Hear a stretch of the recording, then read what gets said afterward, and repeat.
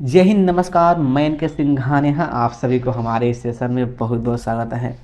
दोस्तों, ये NTPC reasoning set number 103 है। इसके पहले 102 तक सेट कंप्लीट हो चुका था और इस सेट का जो डेट रहने वाला है 14 मार्च सेकेंड शिफ्ट का। रीजनिंग के सारे प्रश्न का मैं फोड़ूंगा, तो भाई चलो फोड़ना स्टार्ट करते हैं। और दोस्तों, आप लोग अभी तक इस चैनल को सब्सक्राइब नहीं किए हैं तो भाई अब बहुत मिस कर रहे हैं। सब्सक्राइब कर लीजिएगा इस चैनल को और इस फैमिली का मेंबर आप बन जाइए। और इसका पीडीएफ बिल्कुल फ्री, आपको न्यू बुक का पीडीएफ भाई मिलता है। एक भी रुपया आपको खर्च नहीं करना है। कहाँ मिलता है? टेलीग्राम पर। तो आप लोग वहाँ से ज्वाइन भी हो जाइएगा। तो फिर क्या, स्टार्ट करते हैं। आते हैं पहला प्रश्न पर। और देखिए, पहला प्रश्न यहाँ पे पूछा गया है, ब्लड रिलेशन का प्रश्न है। बहुत अच्छा प्रश्न है। ऐसा प्रश्न जब भी आता है बहुत इजी वे में ऐसा प्रश्न बच्चे सॉल्व कर देते हैं। देखिए, कुछ नहीं है। यहाँ पे आपको सबसे पहले बनाना है रिलेशन चार्ट। आर एफ की माँ है। आर जो है वह एफ की माँ हो गई। क्लियर? जी जो है के का पिता है। ये फिक्स लाइन नहीं है। अब ये फिक्स लाइन यहाँ पे दिया गया है। एल एफ का भाई है। एफ का भाई एल हो गया और जी का पुत्र है। इसका मतलब ये हुआ कि आर का हस्बैंड जी हो गया और जी का पुत्र एल हो गया। अब देखो, ए पुत्र है कि पुत्री है, ये कहना यहाँ पे अभी फिक्स नहीं है। अब आना इस लाइन पर, जी के का पिता है। जी जो है ना के का पिता है, यानी कि के भी यहाँ पे आएगा। इस प्रकार से हो गया। अब देखना, इसमें के और एफ का लिंग यहाँ पे फिक्स नहीं है कि मेल है कि फीमेल है, तो भाई छोड़ दो, क्या दिक्कत है। आना यहाँ पे प्रश्न पर। अब प्रश्न में यहाँ पे क्या पूछा गया देखिएगा, आर का जी से क्या संबंध है। ये आर है, जी यहाँ पर है, जी का आर से, तो ये कौन है? वाइफ। और देखिए, वाइफ दिया गया है ऑप्शन नंबर यहाँ पे बी में। बहुत ही इजी प्रश्न होता है और बहुत बच्चे ऐसे प्रश्न को सॉल्व कर देते हैं। अगला प्रश्न देखिएगा। अगला प्रश्न यहाँ पे पूछा गया है, ये शब्दकोश वाला प्रश्न है। इसमें अरेंजमेंट करने वाला प्रश्न है। और ऐसा प्रश्न जब भी आता है, मैं आपसे हमेशा बोलता हूँ कि ये प्रश्न आपको फ्री का नंबर देता है। देखिएगा, ऐसे प्रश्न के लिए कंसेप्ट क्या होता है, बस वही कंसेप्ट है कि छोटका को लेंगे, बड़का को छोड़ देंगे, और यदि इक्वल मिल गया तो उसको छोड़कर आगे अभी चेक करेंगे ताकि छोटका मिल जाए। दोस्त, यहाँ पे बात हो रहा है लेटर का। अब देखना, यहाँ पर इसी कंसेप्ट का मैं यहाँ पे यूज करने वाला हूँ। देखिए, हमें निकालना है दूसरे स्थान पे कौन सा शब्द आने वाला है। इसमें ई एक्स है, ई एक्स है, ई एक्स है, ई एक्स है, सब में सेम है। आगे बढ़ेंगे। अभी यहाँ पर आई है, यहाँ पर ई है, यहाँ पर सी है, यहाँ पर ई है। ई आई सी में सबसे छोटा कौन है? तो सी यहाँ पर है, इसलिए ये हो जाएगा फर्स्ट स्थान पर। ये हो गया फर्स्ट पे। इसका खेला समाप्त हो गया। नाउ अब देखिए, यहाँ पर आई है और यहाँ पे ई है, तो ई आई में छोटा कौन है? ई छोटा है। तो सबसे पहले मैं ई का मैं यहाँ पे काम करने वाला हूँ। देखिए, यहाँ पर ई है, यहाँ पर ई है, ये सेम है। आगे बढ़ जाएंगे तो इसमें आर हो गया और यहाँ पे एम हो गया। तो आर एम में छोटा कौन है? एम है। तो ये हो गया सेकेंड स्थान पे और ये हो गया थर्ड स्थान पे और ये बचा हुआ ये हो गया फोर्थ स्थान पे। तो हमें क्या निकालना है? सेकेंड स्थान पे कौन आएगा? तो भाई ये आएगा, ई एक्स से ई एम पिट। देखिए, ये दिया गया है ऑप्शन नंबर यहाँ पे सी में। अगला प्रश्न पूछा गया है मैथमेटिकल ऑपरेशन का प्रश्न ये, और इसमें आपको भाई ऑपरेशन करना है। ऑपरेशन करने में तो सब लोग फॉरवर्ड हैं, कुछ तो करना और नहीं इसमें होता नहीं है। देखो, बस यहाँ पर ये 22 है और देखो यहाँ पर स्टार है, तो स्टार का मतलब जोड़ना। उसके बाद 10 है। देखिए, ये बट्टा है, बट्टा का मतलब क्या है? घटाना है। तो यहाँ पे ऐसे हो गया। और ये घटाव का अर्थ यहाँ पे डिवाइड हो गया, 2 हो गया, और प्लस का अर्थ गुना, ये 4 हो गया। क्लियर? अब भाई यहाँ पे मारा पीटी यहाँ पे कर लो। देखो, सबसे पहले यहाँ काम होता है भाग का, तो यहाँ पे ये 5 आ गया, ये 5 आ गया ना। अब देखो गुना का, 5 के 20 हो गया, ठीक है। अब देखो 20 आ गया, यहाँ पे माइनस में आ गया 20, क्लियर। अब देखो 20 में से ये 22 गया यहाँ पर, देखो 22 में से यहाँ पे 20 गया तो क्या आ गया, 2 आ गया, देखो 2 और 10 12 हो गया। यानी कि डायरेक्ट यहाँ पे आंसर क्या आ गया, 12 आ गया। और देखिए 12 दिया गया है, ऑप्शन नंबर यहाँ पे ए में। अगला प्रश्न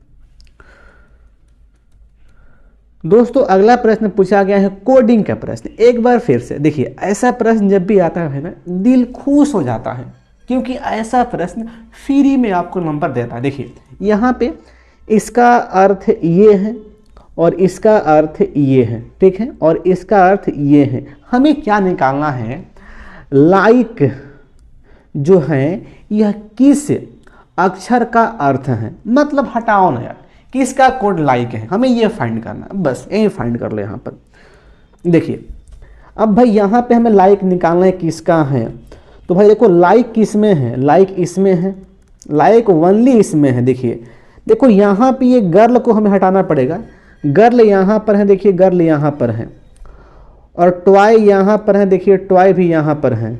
तो देखिए गर्ल और टॉय यहाँ पे कॉमन हो गया। देखो यहाँ पर बीटी है इस साइड में, देखो यहाँ पे बीटी है, तो बीटी बीटी जो है यहाँ पे कट के हट गया गर्ल और टॉय के लिए।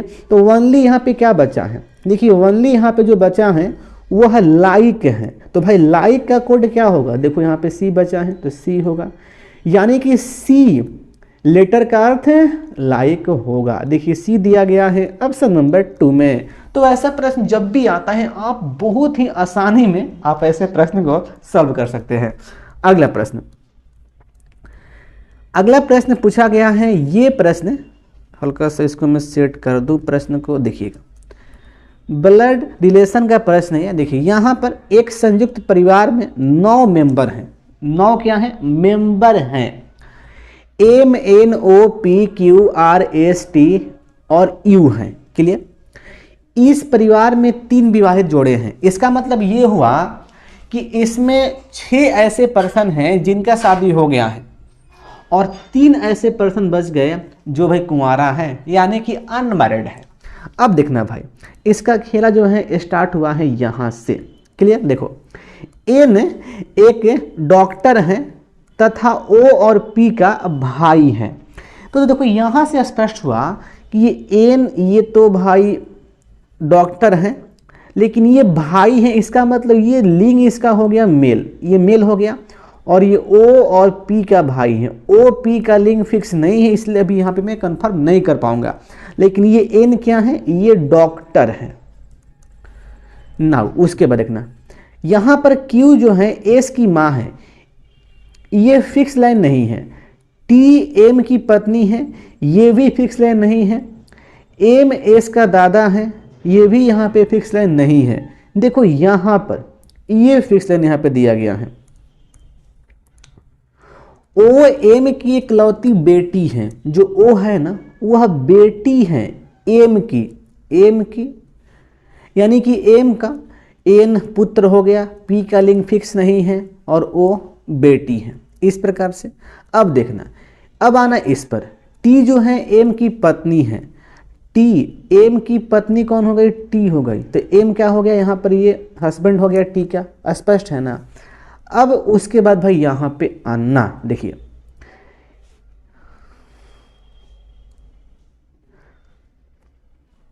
अब देखो यहाँ पे एक पॉइंट दिया गया है कि एम जो है एस का दादा है। एम कौन है, एस का दादा है। दादा कब होगा, जब वह एन का पुत्र होगा या किसी और का पुत्र होगा। क्या मैं कह सकता हूँ ना, अच्छा मान लो एन का शादी भाई किसी और से हुआ होगा और एन का पुत्र कौन है, एस है। या पुत्र हो या पुत्री हो, लिंग अभी यहाँ पे फिक्स नहीं है, लेकिन यह एस जो है एम को दादा कह देगा, स्पष्ट है ना। अब देखना भाई यहाँ पर इसमें ये वाला क्यू जो है एस की माँ है, यानी कि एन की पत्नी कौन हो गई, यहाँ पे क्यू हो गई फिक्स, और एस की ये माँ भी हो गई, क्लियर। यहाँ तक तो भाई ये कंफर्म हो गया है। अब इसमें आना, यू जो है पी और आर की बेटी है, पी और आर की बेटी कौन है, यू है। इसका मतलब ये हुआ, देखिए इसका मतलब ये हुआ कि कि P का शादी हुआ है R के साथ, ठीक है ना, और PR की बेटी कौन हो गया, यहाँ पे U हो गया। देखो दोस्त, यहाँ पर एक पॉइंट में स्पष्ट करना चाहूँगा कि PR का लिंक फिक्स नहीं हुआ, अर्थात इसमें हम कंफर्म नहीं कर पाएंगे कि P मेल है कि फीमेल है, यानी कि इसमें हस्बैंड वाइफ कौन है ये यहाँ पे फिक्स नहीं हो पाएगा। लेकिन P और R की जो बेटी है यह U है, इस प्रकार से यहाँ पर ये हो गया। अब देखिए यहाँ पे ये पूरा यहाँ पे फिक्स हो गया, पूरा यहाँ पे बैठे कि यहाँ पे हो गया। अब यहाँ पे प्रश्न क्या पूछा गया है, डॉक्टर की पत्नी कौन है। डॉक्टर तो भाई यहाँ पे N है और N की पत्नी कौन है, Q है। बहुत इजी प्रश्न यहाँ पे पूछा गया है, ठीक है ना। देखिए Q दिया गया है ऑप्शन नंबर यहाँ पे 3 में। तो इस प्रकार से ये प्रश्न यहाँ पे सॉल्व हो गया है। अगला प्रश्न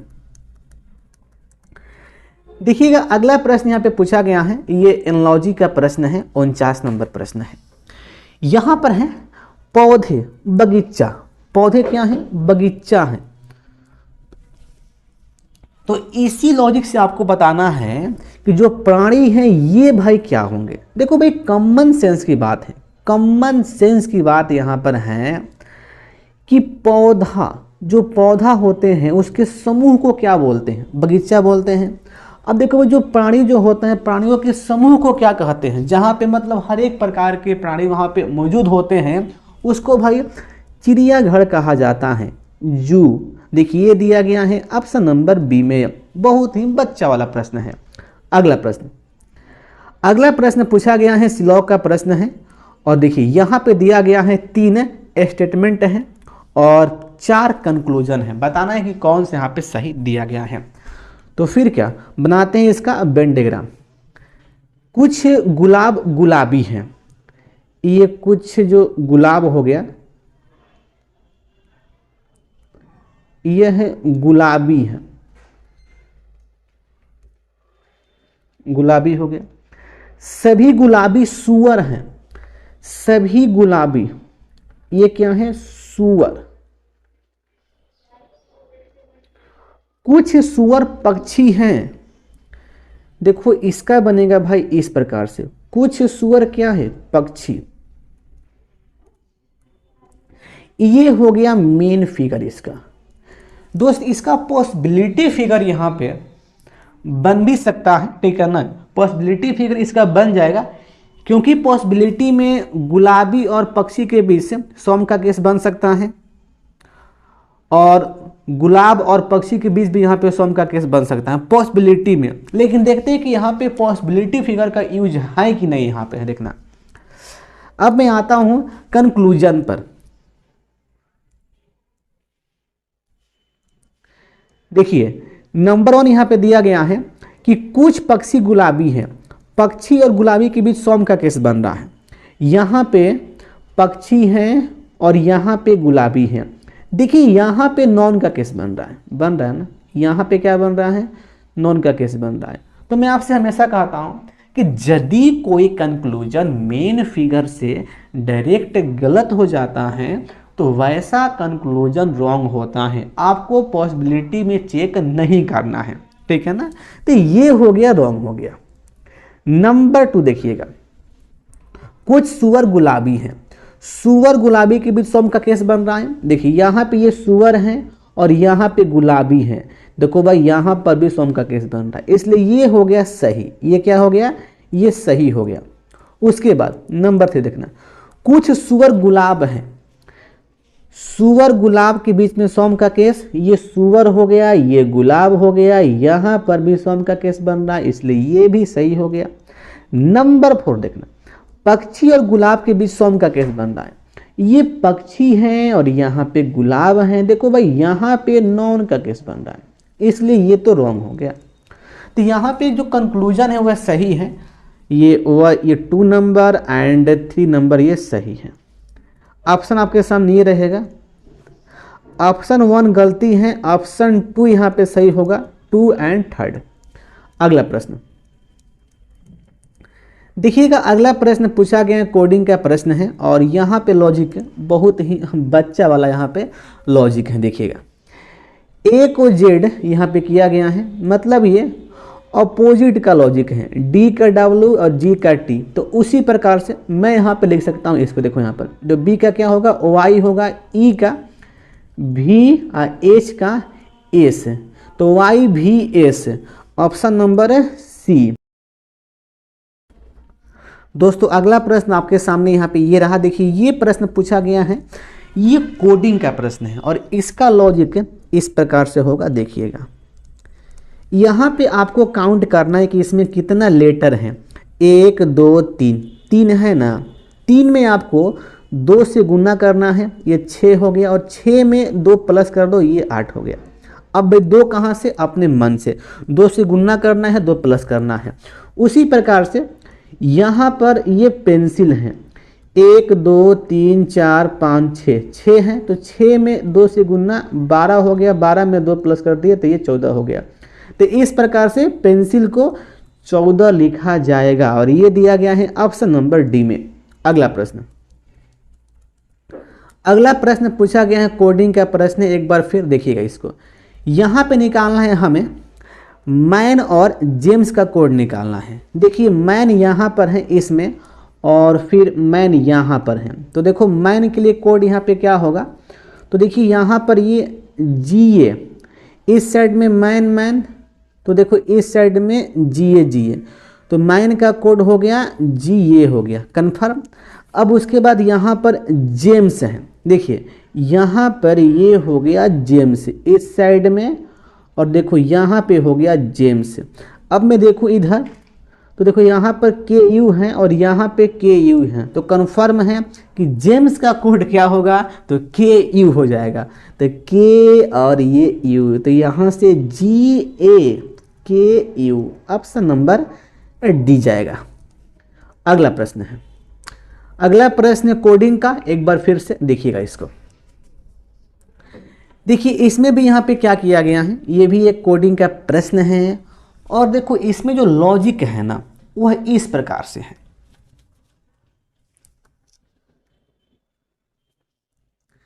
यहाँ पर ये डी के भी सी टी आर है।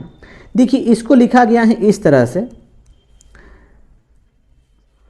आर में 4 प्लस किया, यहाँ पे भी हो गया, और देखिए टी में 4 प्लस किया, यहाँ पे एक्स हो गया, और सी में 4 प्लस किया, यहाँ पे देखिए ये जी, और भी में 4 प्लस जेड, और के में 4 प्लस है, ओ और डी में 4 प्लस है, एच हो गया। यानी कि अल लेटर में 4 4 4 प्लस हुआ, लेकिन देखो यहाँ पे इस प्रकार से हुआ, देखो यानी कि अंतिम ओर से। तो उसी प्रकार से आपको यहाँ पे करना है। देखिए इसको तो भाई कर लो। यहाँ पे देखो डी में 4 प्लस करेंगे तो भाई कितना आएगा, एच आएगा फिक्स है। वाई में 4 प्लस करेंगे बी आएगा, और टी में 4 प्लस करेंगे तो एक्स, और एस में 4 प्लस करेंगे तो डब्लू आएगा, और फिर आर में 4 प्लस भी, और एफ में 4 प्लस तो ये जे आएगा ना। तो भाई कितना आ गया, एच बी एक्स। ओफो एक मिनट दोस्त, यहाँ पे गलती हो गया है, यहाँ पे सी यहाँ पे आएगा, ओफो मिस्टेक, यहाँ पे सी आएगा। देखिए वाई में करेंगे 4 प्लस तो वाई होता है 25, 25 4 29 पे सी होता है ना, सी यहाँ पे आएगा। तो एच सी एक्स डब्ल्यू भी जे, देखिए ये दिया गया है ऑप्शन नंबर यहाँ पे 1 में। अगला प्रश्न है, देखिएगा अगला प्रश्न बहुत अच्छा प्रश्न है और ये पूछा गया है कोडिंग का। इसमें लॉजिक भाई बताओ क्या होगा, मैं टाइम देता हूं, सोचो समझो और बताओ इसका लॉजिक क्या होने वाला है।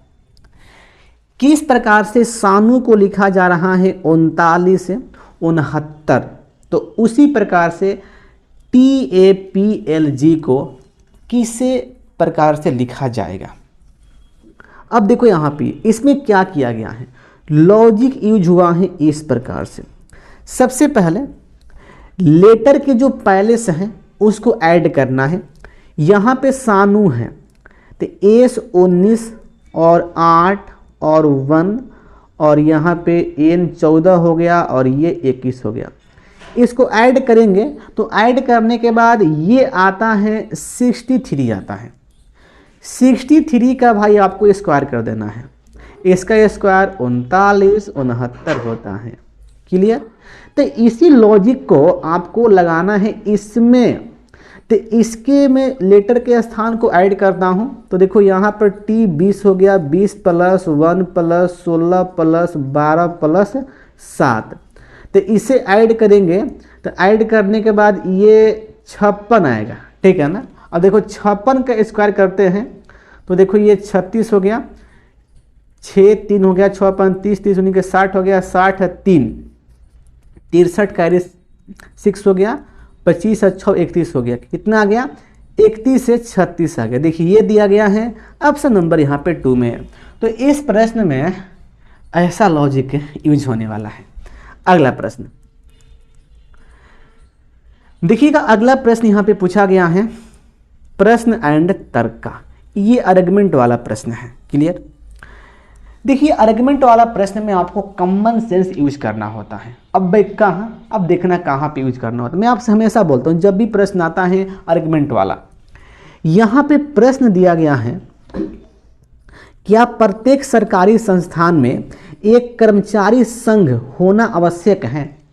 यहाँ पे कहा गया है कि प्रत्येक सरकारी संस्थान में एक कर्मचारी संघ का होना आवश्यक है। अब देखो भाई, कर्मचारी का जो संघ होता है वह क्या करता है?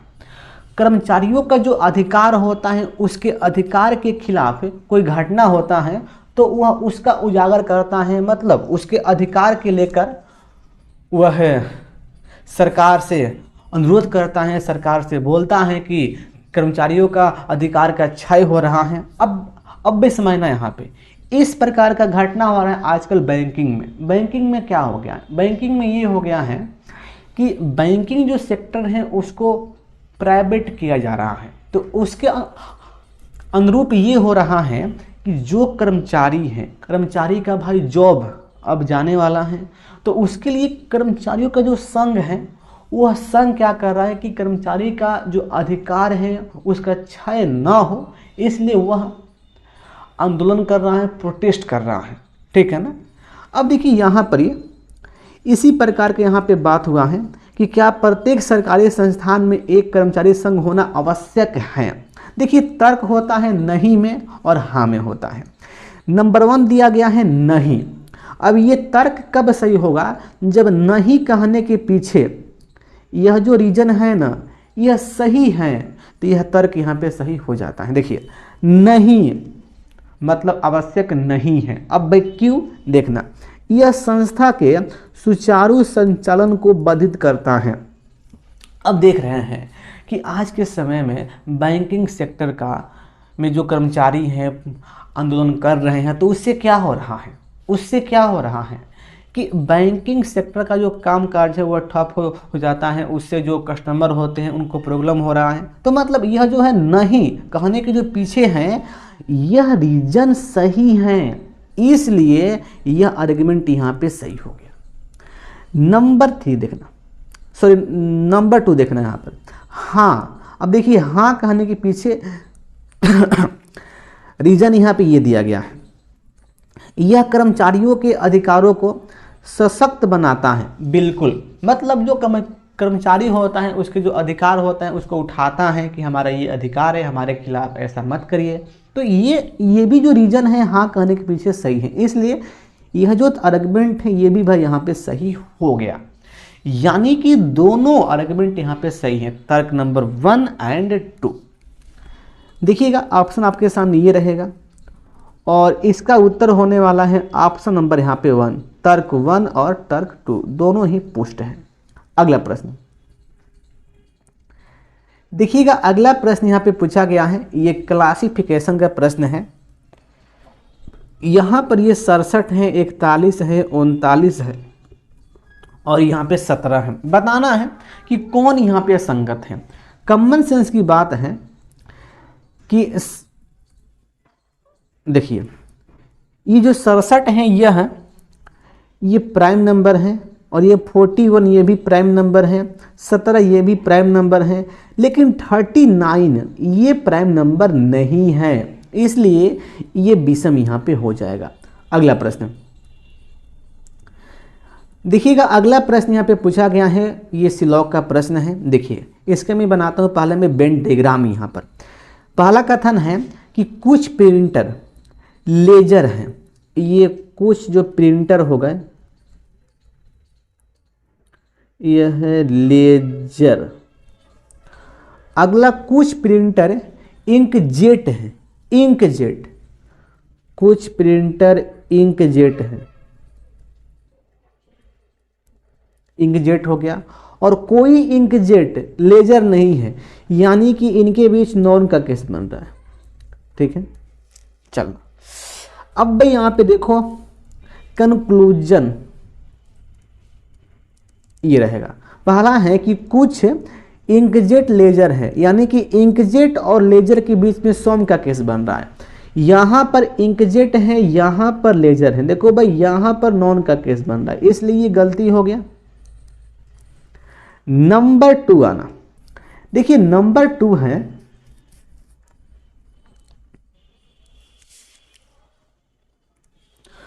कुछ लेजर इंकजेट है, लेजर और इंकजेट के बीच सॉम का केस बन रहा है। यहां पर लेजर है, यहां पर इंकजेट है। देखो भाई यहां पर भी नॉन का केस बन रहा है, इसलिए ये भी क्या हो गया, ये भी यहां पे रॉन्ग हो गया। लेकिन अब आपको समझना है यहां पर देखिएगा, कुछ लेजर इंकजेट नहीं है, कुछ लेजर इंकजेट नहीं है। देखो भाई यहाँ पे कॉमन सेंस की बात है, यहाँ पे साफ साफ कहा गया है कि कोई इंकजेट लेजर नहीं है, तो मैं यहाँ पे डायरेक्ट कह सकता हूँ कि भाई इंकजेट के या लेजर का कुछ भाग होगा जो इंकजेट नहीं होगा। क्या ये तो भाई कह सकता हूँ ना। अच्छा मान लो यदि कोई पटना कोई आरा ना हो, कोई पटना आरा ना हो, तो इसका मतलब ये हुआ कि पटना का कुछ भाग भी आरा नहीं है। तो इसलिए यहाँ पे ये भी कंसेप्ट यहाँ पे यूज होता है दोस्त, इसको आपको ध्यान रखना है हमेशा। तो इसलिए ये यहाँ पे कंफर्म हो गया कि यह जो है ये यहाँ पे सही है। ठीक है ना, ये यहाँ पे सही है। तो भाई यहाँ पे सही कौन हुआ, कंक्लूजन नंबर यहाँ पे ये 3rd। देखते हैं ऑप्शन, देखिए ऑप्शन नंबर 1 यहाँ पे सही होने वाला 3rd दिया गया है, ये सही है, ये गलत है, गलत है, गलत है। अगला प्रश्न, अगला प्रश्न देखिए पूछा गया है, ये सीटिंग अरेंजमेंट का प्रश्न देखिएगा। इसको 6 छात्राओं मायरा और मायरा, सारा, जरा, तारा और कियारा को एक दीवार के सहारे टेक लेकर बैठाया गया है। टेक मतलब दीवार के सहारे इसको बैठाया गया है। 100 बात का एक बात मान लो। यहाँ पर देखो ना, उन सभी का जो फेस है उत्तर की ओर है। मैं मान लेता हूँ कि ये उनका दीवार है या पंक्ति है, कुछ भी मान लो, कोई दिक्कत नहीं होगा यहाँ पर। और सबका फेस क्या है, उत्तर की ओर है। 1 2 3 4 5 6 स्पष्ट। जब उत्तर का तो इधर होता है लेफ्ट, इधर होता है राइट। देखिए यहां से खेला इसका स्टार्ट हुआ है। अमरा मायरा के बाईं ओर दूसरे स्थान पे बैठी हुई है। अमरा जो है ना मायरा के बाईं ओर दूसरे स्थान पे बैठी हुई है। अच्छा मैं मानता हूं कि मायरा यहां पर है, मान लो कि जो मायरा है वह यहां पर है, तो मायरा के बाईं और दूसरे स्थान पे पहला दूसरा यहाँ पे अब मायरा हो जाएगी। ये मैं कह सकता हूँ कि नहीं कह सकता हूँ, बिल्कुल सही है। या मान लो कि यहाँ पे मायरा हो जाएगी और यहाँ पे अमायरा हो जाएगी, या यहाँ पे मायरा हो जाएगी, या यहाँ पे अमायरा हो जाएगी। अभी ये फिक्स लाइन नहीं है दोस्त, लेकिन मैं यहाँ पे मानता हूँ कि भाई यही फिक्स है। अब आगे आना, सारा तारा के दाईं ओर चौथे स्थान पे है। अभी सारा तारा के यहाँ पे कोई चर्चा नहीं, इसलिए मैं इसको अभी स्किप करता हूँ। कियारा और मायरा के बाईं ओर ठीक बगल में बैठी है। अमायरा के बाईं ओर ठीक बगल में, यानी कि यहाँ पे हो गई कियारा। कियारा यहाँ पे हो गई। अब देखना उसके बाद तारा एक सिरे पर है। बेरीका हो जा रहा है यहाँ पर। देखो तारा क्या है, तारा एक सिरे पर है। अब देखो तारा कहाँ बैठ सकती है। अच्छा मान लो कि मायरा का स्थान यहाँ पे मैं फिक्स करता हूँ, तो भाई तारा यहाँ पे आ जाएगी। आ जाएगी कि नहीं आ जाएगी, बोलो हाँ या ना। अब बिल्कुल सही है।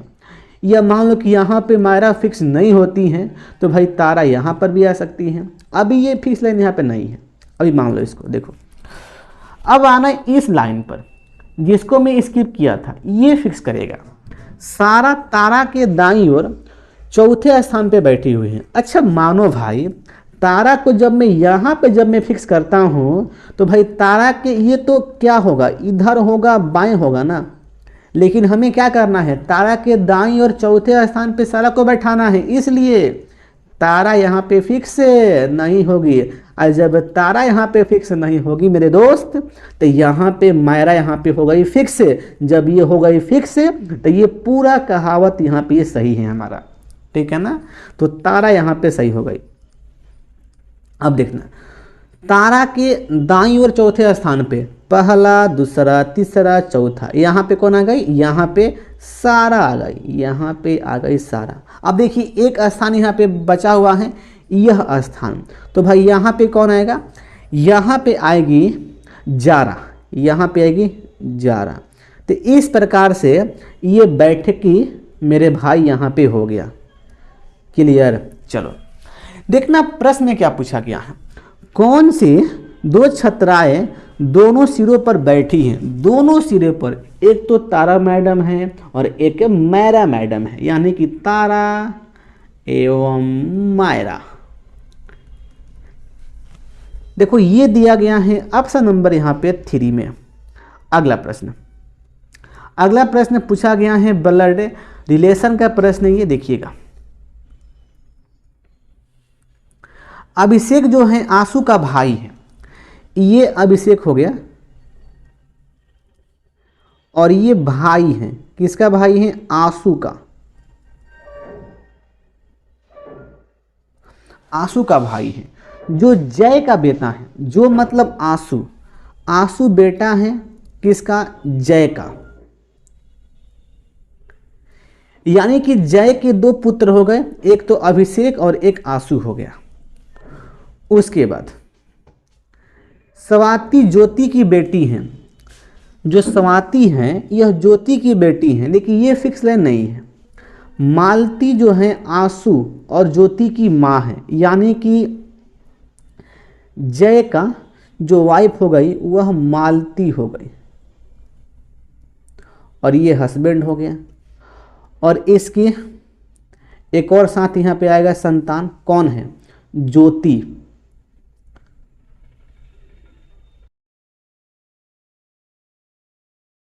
स्वाति ज्योति की बेटी है। ज्योति की बेटी कौन है, स्वाति, ये बेटी है। अब देखिए यहाँ पे ज्योति का लिंग आपको यहाँ पे फिक्स करना पड़ेगा नाम से। तो देखो ज्योति यहाँ पे हो गई, ये फीमेल हो गई, यानी कि स्वाति की ये माँ हो गई, ठीक है ना। देखिए यहाँ पे प्रश्न पूछा गया है कि अभिषेक का स्वाति से क्या संबंध है, यानी कि स्वाति जो है अभिषेक को क्या कहेगी, माँ का भाई, माँ का भाई। देखो ये दिया गया है ऑप्शन नंबर यहाँ पे 1 में। देखिए दोस्तों अगला प्रश्न यहाँ पे पूछा गया है, एनालॉजी का प्रश्न है। देखो यहाँ पे आर पी है तो 2 माइनस हो गया। देखो यहाँ पर ए बी है तो यहाँ पे 1 प्लस हो गया और यहाँ पे 2 प्लस हो गया। तो इसी प्रकार से मैं करने वाला हूँ इसमें। देखिएगा यहाँ पर एस है तो एस में 2 करूँगा माइनस, तो यहाँ पे क्यू आएगा। और पी में 1 प्लस, तो यहाँ पे क्यू आएगा। और फिर आर में करेंगे 2 प्लस, तो यहाँ पे एस आएगा। क्या आ गया, क्यू क्यू एस। देखिए ये दिया गया है ऑप्शन नंबर यहाँ पे डी में। अगला प्रश्न देखिएगा, अगला प्रश्न पूछा गया है बहुत ही अच्छा प्रश्न है, इसको ध्यान से करिएगा। नंबर सीरीज का प्रश्न है और इसका लॉजिक जो है बहुत अच्छा लॉजिक दोस्त यहाँ पे यूज यहाँ पे किया गया है इसका। देखिए सबसे पहले मैं इसको लिखता हूँ यहाँ पर, ये 1 हो गया, ये 1 2 4 6 36 42 और यहाँ पे वाट है, ये 36 है जी।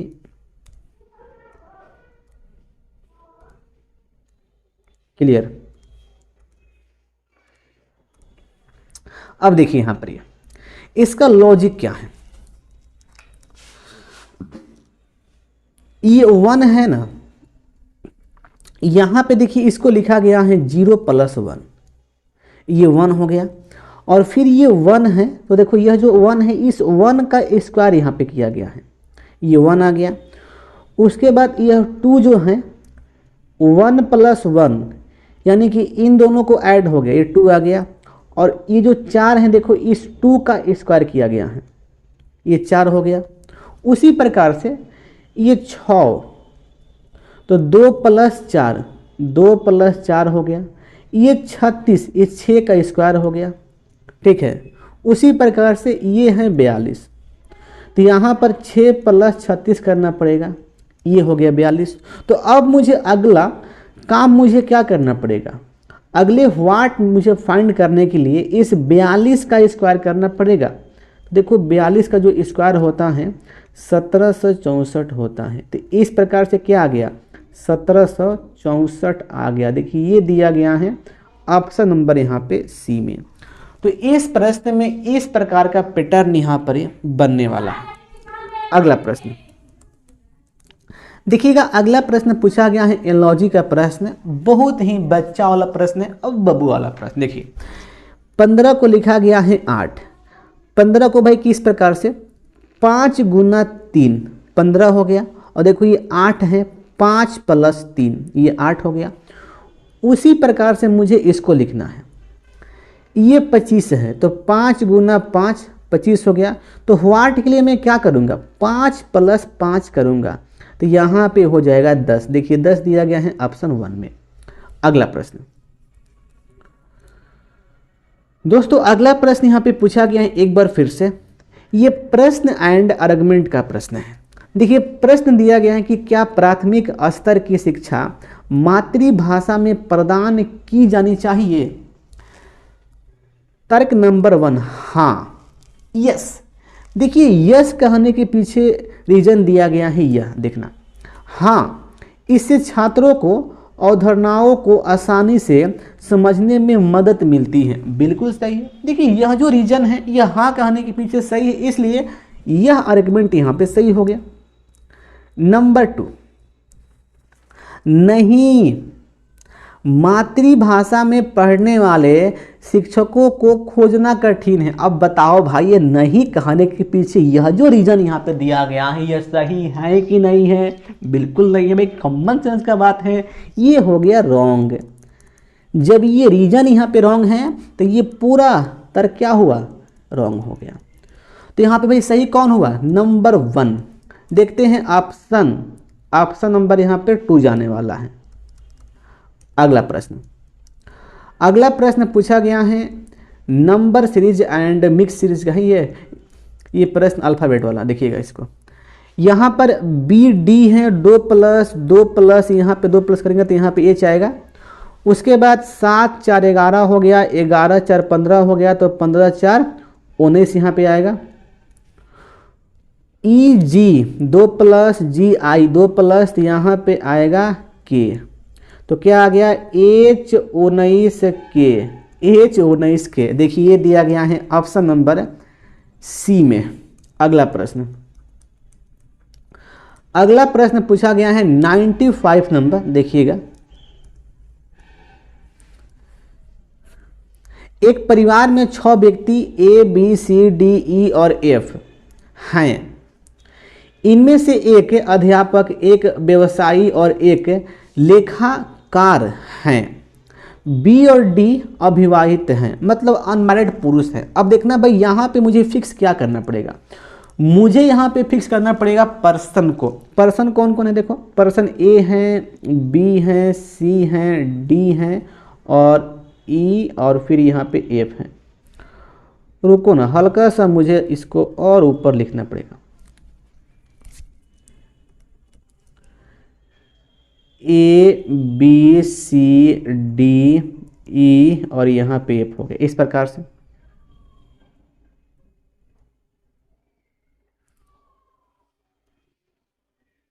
अब देखिए बोला गया है कि बी और डी अविवाहित हैं, मतलब बी और डी का शादी नहीं हुआ है।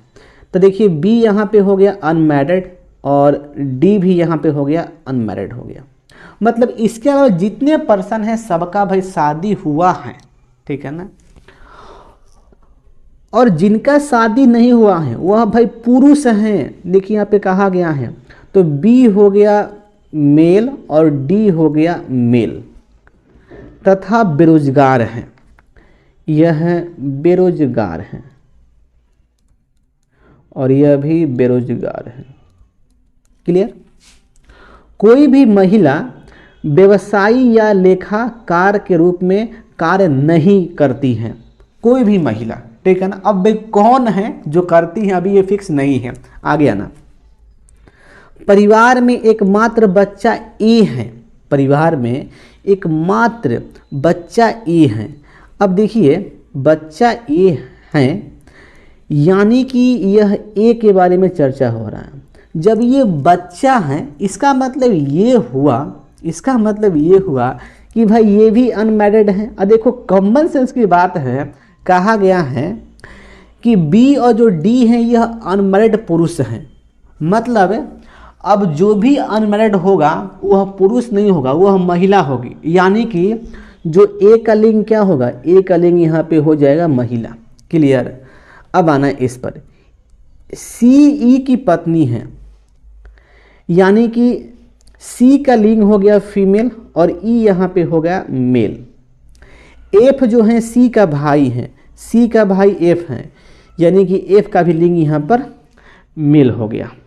अब देखना एक पॉइंट आता हूँ इस लाइन पर, कोई भी महिला व्यवसायी या लेखाकार के रूप में कार्यरत नहीं है। इसका मतलब ये हुआ कि कोई भी जो महिला है वह व्यवसायी और लेखाकार का काम नहीं करती हैं। लेकिन देखो यहाँ पर एक महिला बची हुई है जो सी है, वह अध्यापक का काम करती हैं। इसका मतलब यही ना हुआ, यानी कि सी का क्या हो गया, अध्यापक हो गया। ये तो भाई बच्चा है, ये तो भाई कोई काम तो करेगा नहीं, क्या कॉमन सेंस की बात है। अब देखना यहाँ पे प्रश्न पूछा गया है, क्या इनमें से कौन अध्यापक हैं, खुला खुली यहाँ पर है ये सी क्या है, अध्यापक है। देखिए सी दिया गया है, ऑप्शन नंबर यहाँ पे सी में यानी कि 3 में। अगला प्रश्न पूछा गया है नंबर सीरीज का प्रश्न। देखिएगा इसका पैटर्न क्या है, बहुत इजी है। 12 15 इसमें 3 प्लस हो गया, 15 21 इसमें 6 प्लस 21 30 इसमें 9 प्लस 30 42 इसमें 12 प्लस हो गया 42 57 इसमें 15 प्लस हो गया। तो अगला में भाई क्या प्लस कर दूं, कर दो 18 प्लस कर देंगे। तो देखो 8 7 15 5 6 7 यानी कि 75 हो जाएगा, 75। देखिए 75 दिया गया है, ऑप्शन नंबर यहाँ पे सी में। दोस्तों अगला प्रश्न आपके सामने यहाँ पे ये रहा। देखिए ये प्रश्न एक बार फिर से यहाँ पे पूछा गया है, ब्लड रिलेशन का प्रश्न है। देखिए यहाँ पे दिया गया है ओ जो है ए की माँ है, ये ओ हो गया, ये माँ है ए की। बी सी और ई की माँ है, ये फिक्स लाइन नहीं है। देखिए यहाँ पर सी और डी भाई हैं और ए का पुत्र है। ए का पुत्र 2 हो गया, एक तो सी और डी, ये दोनों आपस में भाई हैं यानी कि ये मेल हो गए। अब आना इस पे, बी जो है सी और ई की माँ है। इसका मतलब ये हुआ कि बी और डी के साथ यहाँ पे ई आएगा और ये तीनों के माँ कौन है, बी है। यानी कि ए हो गया मेल और बी हो गई यहाँ पे फीमेल हो गई, यानी कि बी और ए कपल हो गया। ठीक है। अब आना इसके बाद जी ई की पुत्री हैं। ई की पुत्री कौन है? जी है। Okay okay. और एफ की फुफेरी बहन है। एफ की फुफेरी बहन है। और देखिए आगे दिया गया है कि एफ जो है डी का पुत्र है, यानी कि देखो यहाँ पर डी का पुत्र एफ हो गया, तभी ना भाई एफ जी को फुफेरी बहन कहेगा। अब देखो फुफेरी बहन कहेगा, इसका मतलब क्या हुआ कि ई का लिंक फिक्स हो गया। ई क्या है? बहन है डी का। चलो अब देखना यहाँ पे प्रश्न में क्या पूछा गया है। बी का एफ से क्या संबंध है? यहाँ पर बी है, यहाँ पर एफ है, तो जो एफ है बी को क्या कहेगा? देखिए कन्फर्म है, पिता की माँ, पिता की माँ। देखिए ये दिया गया है ऑप्शन नंबर यहाँ पर डी में। अगला प्रश्न दोस्तों, अगला प्रश्न पूछा गया है क्लासिफिकेशन का प्रश्न है। यहाँ पे विद्यार्थी हैं, प्रधानाचार्य हैं, और डीन हैं, और ये निर्देशक हैं। तो कॉमन सेंस की बात हो गया कि विद्यार्थी यहाँ पर ये विषम हो जाने वाला है। इजी प्रश्न है। अगला प्रश्न देखिए यहाँ पे पूछा गया है, एनोलॉजी का प्रश्न है। लेखक कलम, लेखक जो है कलम का यूज करता है, उसी प्रकार से शल्य चिकित्सक जो सर्जन डॉक्टर होते हैं वह किसका यूज करते हैं? दोस्तों वह यूज करते हैं नस्तर। अब देखो नस्तर क्या होता है? नस्तर उस वस्तु को कहा जाता है जिस वस्तु से डॉक्टर जो होते हैं चीर फाड़ करते हैं, यानी कि यहाँ पे होगा नस्तर। ठीक है। अगला प्रश्न, ठंडे का रेफ्रिजरेटर से वही संबंध है, तो गर्म का देखो भाई, रेफ्रिजरेटर क्या करता है? ठंडा करता है। तो भाई गर्म कौन करेगा? देखो यहाँ पे एयर कंडीशन बिल्कुल नहीं, आग बिल्कुल नहीं, देखो ग्राइंडर बिल्कुल नहीं, देखो यहाँ पे ओवन होगा। क्या होगा? ओवन। ओवन एक ऐसी युक्ति है जिसके माध्यम से किसी भी सामग्री को, फूड वगैरह होता है, उसको गर्म किया जाता है। तो इस लॉजिक से यहाँ पर ये ओएम ही यहाँ पे होने वाला है, ओवन। ठीक है ना दोस्तों? इस प्रकार से हम लोग इस सेट के सारे प्रश्न को यहाँ पर डिस्कस कर लिए हैं। इस सेट में आपको रीजनिंग का प्रश्न बहुत देखने को मिल जाएगा, और आपको किसी भी प्रश्न से आपका ज़िंदगी सुनसान हो गया होगा दोस्त, आप हमसे पूछ सकते हैं। तो बस आज के लिए इतना ही। जय हिंद, वंदे मातरम।